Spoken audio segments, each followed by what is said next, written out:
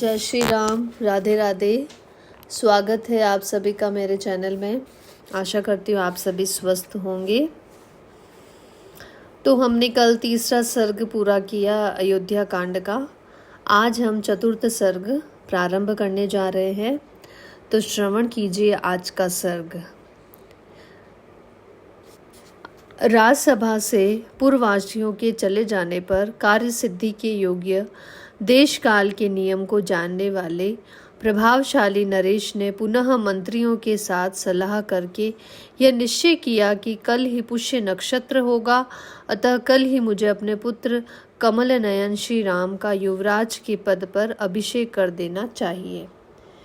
यह महाराजा दशरथ ऐसा सोच रहे हैं कि भगवान श्री राम का मैं कल पुष्य नक्षत्र में उनका युवराज के लिए, राजा के लिए अभिषेक करूं। तदंतर अंतःपुर में जाकर महाराज दशरथ ने सूत को बुलाया और आज्ञा दी, जाओ श्री राम को एक बार फिर यहाँ बुला लाओ। उनकी आज्ञा सिरोधार्य करके सुमंत्र श्री राम को शीघ्र बुला लाने के लिए पुनः उनके महल में गए। द्वारपालों ने श्री राम को सुमंत्र के पुनः आगमन की सूचना दी। उनका आगमन सुनते ही श्री राम के मन में संदेह हो गया। उन्हें भीतर बुलाकर श्री राम ने उनसे बड़ी उतावली के साथ पूछा, आपको पुनः यहाँ आने की क्या आवश्यकता पड़ी है, यह पूर्ण रूप से बताइए। तब सूत ने उनसे कहा, महाराज आपसे मिलना चाहते हैं। मेरी इस बात को सुनकर वहाँ आने या न जाने का निर्णय आप स्वयं करें। सूत का यह वचन सुनकर श्री रामचंद्र जी महाराज दशरथ का पुनः दर्शन करने के लिए तुरंत उनके महल की ओर चल दिए। श्री राम को आया हुआ सुनकर राजा दशरथ ने उनसे प्रिय तथा उत्तम बात कहने के लिए उन्हें महल के भीतर बुला लिया। पिता के भवन में प्रवेश करते ही श्रीमान रघुनाथ जी ने उन्हें देखा और दूर से ही हाथ जोड़कर वे उनके चरणों में पड़ गए। प्रणाम करते हुए श्री राम को उठाकर महाराज ने छाती से लगा लिया और उन्हें बैठने के लिए आसन देकर पुनः उनसे इस प्रकार कहना आरंभ किया, श्री राम, अब मैं बूढ़ा हुआ हूँ, मेरी आयु बहुत अधिक हो गई है। मैंने बहुत से मनोवांछित भोग लिए हैं, अन्न और बहुत सी दक्षिणाओं से युक्त सैकड़ों यज्ञ भी कर लिए हैं। पुरुषोत्तम, तुम मेरे परम प्रिय अभिष्ट संतान के रूप में प्राप्त हुए हो, जिसकी इस भूमंडल में कहीं भी उपमा नहीं है। मैंने दान, यज्ञ और स्वाध्याय भी कर लिए हैं। वीर, मैंने अभिष्ट सुखों का भी अनुभव कर लिया है। मैं देवता, ऋषि, पितर और ब्राह्मणों के तथा अपने ऋण से भी उऋण हो गया हूँ। अब तुम्हें युवराज पद पर अभिषिक्त करने के सिवाय और कोई कर्तव्य मेरे लिए शेष नहीं रह गया है। अतः मैं तुमसे जो कुछ कहूँ, मेरी उस आज्ञा का तुम्हें पालन करना चाहिए। बेटा, अब सारी प्रजा तुम्हें अपना राजा बनाना चाहती है, अतः मैं तुम्हें युवराज के पद पर अभिषिक्त करूँगा। रघुकुल नंदन श्री राम, आजकल मुझे बड़े बुरे सपने दिखाई देते हैं। दिन में वज्रपात के साथ साथ बड़ा भयंकर शब्द करने वाली उल्काएं भी गिर रही हैं। श्री राम, ज्योतिषियों का कहना है कि मेरे जन्म नक्षत्र को सूर्य, मंगल और राहु नामक भयंकर ग्रहों ने आक्रांत कर लिया है। ऐसे अशुभ लक्षणों का प्राकट्य होने पर प्राय राजा घोर आपत्ति में पड़ जाता है और अंतः गोत्वाह उसकी मृत्यु भी हो जाती है।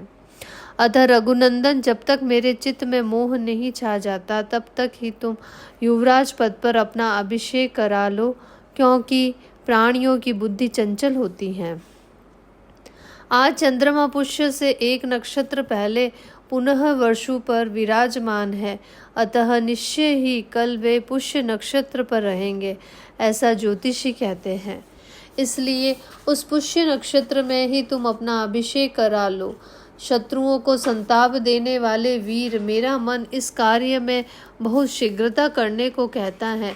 इस कारण कल अवश्य ही मैं तुम्हारा युवराज पद पर अभिषेक कर दूंगा। अतः तुम इस समय से लेकर सारी रात इंद्रिय संयम पूर्वक रहते हुए वधू सीता के साथ उपवास करो और कुश की सैया पर सो। आज तुम्हारे सुहृदय सावधान रहकर सब ओर से तुम्हारी रक्षा करें, क्योंकि इस प्रकार के शुभ कार्यों में बहुत से विघ्न आने की संभावना रहती है। जब तक भरत इस नगर से बाहर अपने मामा के यहाँ निवास करते हैं, तब तक ही तुम्हारा अभिषेक हो जाना मुझे उचित प्रतीत होता है। इसमें संदेह नहीं है कि तुम्हारे भाई भरत सत्पुरुषों के आचार व्यवहार में स्थित हैं। अपने बड़े भाई का अनुसरण करने वाला धर्मात्मा, दयालु और जितेंद्रिय है, तथापि मनुष्यों का चित्त प्राय स्थिर नहीं रहता है, ऐसा मेरा मत है। रघुनंदन धर्मपरायण सत्पुरुषों का मन भी विभिन्न कारणों से राग, द्वेष आदि से संयुक्त हो जाता है। राजा के इस प्रकार कहने और कल होने वाले राज्याभिषेक के निमित्त व्रत पालन के लिए जाने की आज्ञा देने पर श्री रामचंद्र जी पिता को प्रणाम करके अपने महल में गए। राजा ने राज्याभिषेक के लिए व्रत पालन के निमित्त जो आज्ञा दी थी, उसे सीता को बताने के लिए अपने महल के भीतर प्रवेश करके जब श्री राम ने वहां सीता को नहीं देखा, तब वे तत्काल ही वहां से निकलकर माता के अंतपुर में चले गए। वहां जाकर उन्होंने देखा माता कौशल्या रेशमी वस्त्र पहने मौन हो देव मंदिर में बैठकर देवता की आराधना में लगी हैं और पुत्र के लिए राजलक्ष्मी की याचना कर रही हैं। श्री राम के राज्याभिषेक का प्रिय समाचार सुनकर सुमित्रा और लक्ष्मण वहां पहले से ही आ गए थे तथा बाद में सीता वहीं बुला ली गई थी। श्री रामचंद्र जी जब वहां पहुंचे, उस समय भी कौशल्या नेत्र बंद किए ध्यान लगाए बैठी थी और सुमित्रा, सीता तथा लक्ष्मण उनकी सेवा में खड़े थे। पुष्य नक्षत्र के योग में पुत्र के युवराज पद पर अभिषिक्त होने की बात सुनकर वे उसकी मंगल कामनाओं से प्राणायाम के द्वारा परम पुरुष नारायण का ध्यान कर रही थी। इस प्रकार नियम में लगी हुई माता के निकट उसी अवस्था में जाकर श्री राम ने उनको प्रणाम किया और उन्हें हर्ष प्रदान करते हुए ये श्रेष्ठ बात कही। माँ, पिताजी ने मुझे प्रजा पालन के कर्म में नियुक्त किया है। कल मेरा अभिषेक होगा। जैसा कि मेरे लिए पिताजी का आदेश है, उसी के अनुसार सीता को भी मेरे साथ इस रात में उपवास करना होगा। उपाध्यायों ने ऐसी ही बात बताई थी जिसे पिताजी ने मुझसे कहा है। अतः कल होने वाले अभिषेक के निमित्त से आज मेरे और सीता के लिए जो जो मंगल कार्य आवश्यक हो वो सब कराओ। चिरकाल से माता के हृदय में जिस बात की अभिलाषा थी, उसकी पूर्ति को सूचित करने वाली ये बात सुनकर माता कौशल्या ने आनंद के आंसू बहाते हुए गदगद कंठ से इस प्रकार कहा, बेटा श्री राम, चिरंजीवी हो। तुम्हारे मार्ग में विघ्न डालने वाले शत्रु नष्ट हो जाए। तुम राजलक्ष्मी से युक्त होकर मेरे और सुमित्रा के बंधु बांधवों को आनंदित करो। बेटा, तुम मेरे द्वारा किसी मंगलमय नक्षत्र में उत्पन्न हुए थे, जिससे तुमने अपने गुणों द्वारा पिता दशरथ को प्रसन्न कर लिया। बड़े हर्ष की बात है कि मैंने कमल नयन भगवान विष्णु की प्रसन्नता के लिए जो व्रत उपवास आदि किया था, वह आज सफल हो गया है। बेटा, उसी के फल से यह इक्ष्वाकु कुल की राजलक्ष्मी तुम्हें प्राप्त होने वाली है। माता के ऐसा कहने पर श्री राम ने विनीत भाव से हाथ जोड़कर खड़े हुए अपने भाई लक्ष्मण की ओर देखकर मुस्कुराते हुए कहा, लक्ष्मण, तुम मेरे साथ इस पृथ्वी के राज्य का शासन करो। तुम मेरे द्वितीय अंतरात्मा हो। यह राजलक्ष्मी तुम्ही को प्राप्त हो रही है। सुमित्रा नंदन, तुम अभिष्ट भोगों और राज्य के श्रेष्ठ फलों का उपभोग करो। तुम्हारे लिए ही मैं इस जीवन तथा राज्य की अभिलाषा करता हूँ। लक्ष्मण जी से ऐसा कहकर श्री राम ने दोनों माताओं को प्रणाम किया और सीता को भी साथ चलने की आज्ञा दिलाकर वे उनके लिए हुए अपने महल में चले गए। इस प्रकार से चतुर्थ सर्ग पूरा होता है। आज हम पंचम सर्ग को भी प्रारंभ करेंगे। सुनिए पंचम सर्ग। उधर महाराज दशरथ जब श्री रामचंद्र जी को दूसरे दिन होने वाले अभिषेक के विषय में आवश्यक संदेश दे चुके थे, तब अपने पुरोहित वशिष्ठ जी को बुलाकर बोले, नियम पूर्वक व्रत का पालन करने वाले तपोधन, आप जाइए और विघ्न निवारण रूप कल्याण की सिद्धि तथा राज्य की प्राप्ति के लिए बहु सहित श्री राम से उपवास व्रत का पालन कराइए। तब राजा से तथास्तु कहकर वेद वेता विद्वानों में श्रेष्ठ तथा उत्तम व्रतधारी स्वयं भगवान वशिष्ठ मंत्र वेता वीर श्री राम को उपवास व्रत की दीक्षा देने के लिए ब्राह्मण के चढ़ने योग्य जूते जुताए श्रेष्ठ रथ पर आरूढ़ हो श्री राम के महल की ओर चल दिए। श्री राम का महल श्वेत बादलों के समान उज्जवल था। उसके पास पहुंचकर मुनिवर वशिष्ठ ने उसकी 3 ड्योढ़ियों में रथ के द्वारा प्रवेश किया। वहां पधारे हुए उन सम्माननीय महर्षि का सम्मान करने के लिए श्री रामचंद्र जी बड़ी उतावली के साथ वेग पूर्वक घर से बाहर निकले। मनस्वी महर्षि के रथ के समीप शीघ्रता पूर्वक जाकर श्री राम ने स्वयं उनका हाथ पकड़कर उन्हें रथ से नीचे उतारा। श्री राम प्रिय वचन सुनने के योग्य थे।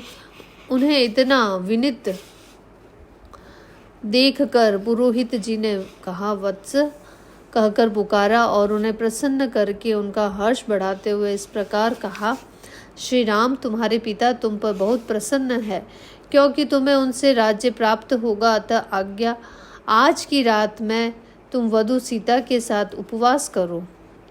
रघुनंदन जैसे नहुष ने ययाति का अभिषेक किया था उसी प्रकार तुम्हारे पिता महाराज दशरथ कल प्रातः काल बड़े प्रेम से तुम्हारा युवराज पद पर अभिषेक करेंगे। ऐसा कहकर उन व्रतधारी एवं पवित्र महर्षि ने मंत्रोच्चारण पूर्वक सीता सहित श्री राम को उस समय उपवास व्रत की दीक्षा दी। तदंतर श्री रामचंद्र जी ने महाराज के भी गुरु वशिष्ठ का यथावत पूजन किया। फिर वे मुनि श्री राम की अनुमति ले उनके महल से बाहर निकले। श्री राम भी वहां प्रिय वचन बोलने वाले सुहृदयों के साथ कुछ देर तक बैठे रहे। फिर उनसे सम्मानित हो उन सबकी अनुमति ले पुनः अपने महल के भीतर चले गए। उस समय श्री राम का भवन हर्षोत्फुल्ल नर नारियों से भरा हुआ था और मतवाले पक्षियों के कलरवों से युक्त खिले हुए कमल वाले तालाब के समान शोभा पा रहा था।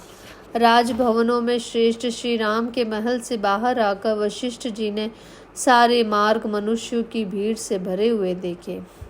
अयोध्या की सड़कों पर सब और झुंड के झुंड मनुष्य जो श्री राम का राज्य अभिषेक देखने के लिए उत्सुक थे खचाखच भरे हुए थे। सारे राजमार्ग उनसे घिरे हुए थे। जन समुदाय रूपी लहरों के परस्पर टकराने से उस समय जो हर्ष ध्वनि प्रकट होती थी उससे व्याप्त हुआ राजमार्ग का कोलाहल समुद्र की गर्जना की भांति सुनाई देता था। उस दिन वन और उपवनों की पंक्तियों से सुशोभित हुई अयोध्यापुरी के घर घर में ऊंची ऊंची ध्वजाएं फहरा रही थी। वहां भी सभी गलियों और सड़कों को झाड़ बुहार कर वहां छिड़काव किया गया था। स्त्रियों और बालकों सहित अयोध्यावासी जन समुदाय श्री राम के राज्याभिषेक को देखने की इच्छा से उस समय शीघ्र सूर्योदय होने की कामना कर रहा था। अयोध्या का वह महान उत्सव प्रजाओं के लिए अलंकार रूप और सब और के आनंद को बढ़ाने वाला था। वहां के सभी मनुष्य उसे देखने के लिए उत्कंठित हो रहे थे। इस प्रकार मनुष्यों की भीड़ से भरे हुए राजमार्ग पर पहुंचकर पुरोहित जी उस जन समूह को एक और करते हुए धीरे धीरे राजमहल की ओर गए। श्वेत जल खंड के समान सुशोभित होने वाले महल के ऊपर चढ़कर वशिष्ठ जी राजा दशरथ से उस प्रकार बोले जैसे बृहस्पति देवराज इंद्र से मिल रहे हों। उन्हें आया देख राजा सिंहासन छोड़कर खड़े हो गए और पूछने लगे, मुने क्या आपने मेरा अभिप्राय सिद्ध किया है? वशिष्ठ जी ने उत्तर दिया, हाँ कर दिया है। उनके साथ ही उस समय वहां बैठे हुए अन्य सभासद भी पुरोहित का समादर करते हुए अपने अपने आसनों से उठकर खड़े हो गए।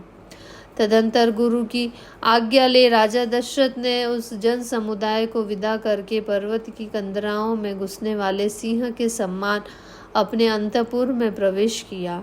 सुंदर वेशभूषा धारण करने वाली सुंदरियों से भरे हुए इंद्र सदन के समान उस मनोहर राजभवन को अपनी शोभा से प्रकाशित करते हुए राजा दशरथ ने उसके भीतर उसी प्रकार प्रवेश किया जैसे चंद्रमा ताराओं से भरे हुए आकाश में पदार्पण करते हैं।